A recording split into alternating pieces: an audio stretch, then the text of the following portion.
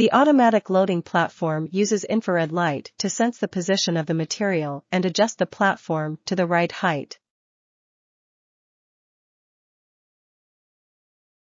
Control the feeding sucker to transport the material to be processed to the operating table. 1. Move the machine Y-axis to the top of the material. 2. Lower the sucker.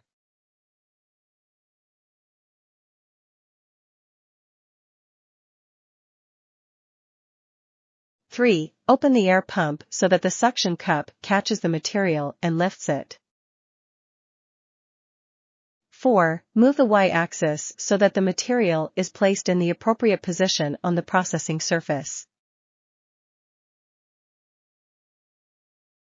5. Put down the suction cup to close the air pump and complete the feeding.